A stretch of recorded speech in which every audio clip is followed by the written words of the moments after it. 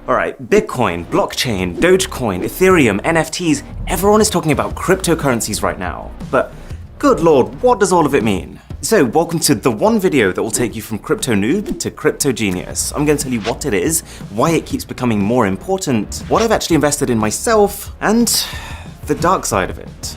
Okay, so when society was in its early stages, there was no such thing as money. We'll call this stage one. The only way to buy something off someone was to go up to them and be like, oh, I really like your horse.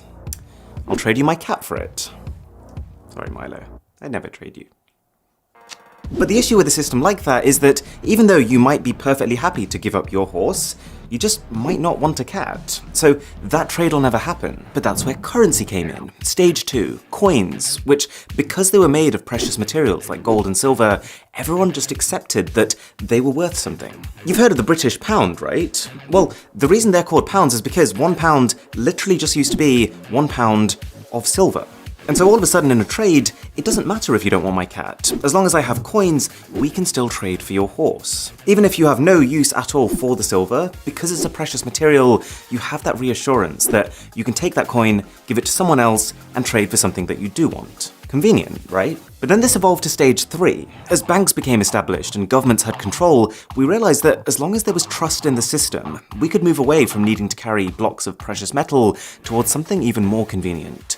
Paper money. It does the same thing, but now the money doesn't have value because it's made of pure silver, it just has value because the government says it has value. Like this £10 note here in the UK, the note itself is just made of, well, it's actually made of plastic. They changed it recently because it's more durable. But if you look closer, you can see that all this actually is the Bank of England promising that they will pay the bearer of this note £10. Really, this is just a receipt, a kind of proof that you own a certain amount of money.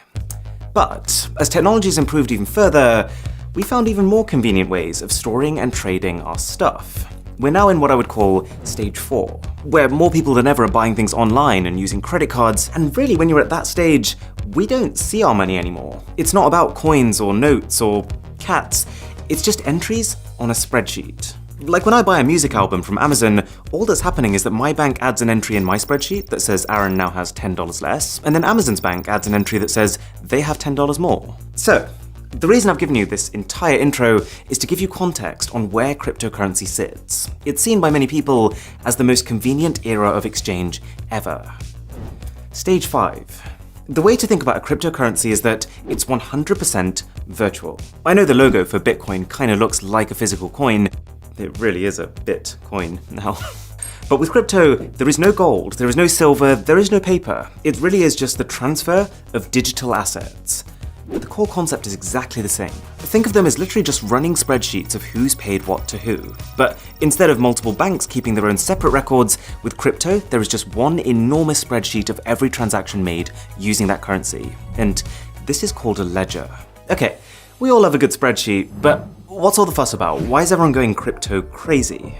Well, there are some distinct advantages to a currency system like this. One, it's decentralized, which means that while every transaction of a given cryptocurrency is all recorded on the same ledger, there are many, many copies of that ledger, and anyone who is a part of the network has one.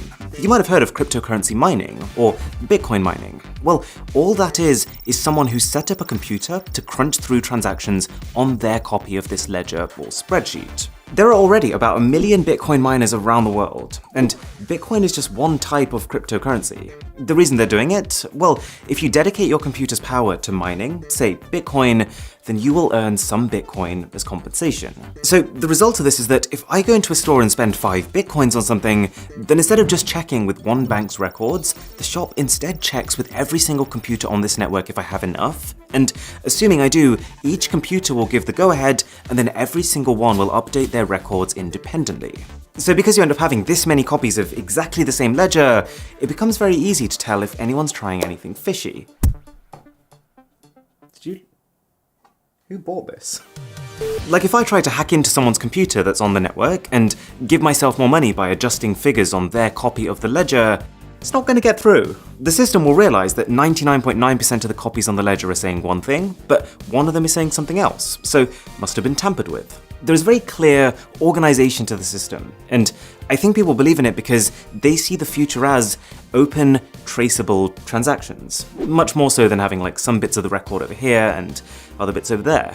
And I know it seems complex at this point, but as we go through this, I think you'll realize that for a lot of people, in a way, it's simpler. There are plenty of areas in the world that have internet access, which is all you'd need for crypto, but don't have access to traditional banks, which require a lot of paperwork and documentation. 2, and I've kind of implied this already, but the main perk of crypto is that you don't need banks anymore. Because everything is stored by the people on this ledger, you can make international payments almost instantly instead of it taking half a day with no spending limits. Plus, you don't need to worry about exchange rates, you don't need to worry about interest rates, and even transaction fees are close to zero. For some cryptocurrencies, that is. But this is where the real fun begins. Fun at parties, I promise. The reason that cryptocurrencies are called cryptocurrencies is because they're secured by cryptography. And one example of this, which a lot of the major cryptocurrencies like Bitcoin use, is blockchain. Now, people often get confused by this. Blockchain is not Bitcoin. Blockchain is not a currency itself. Blockchain is just a secure type of ledger. So you know that big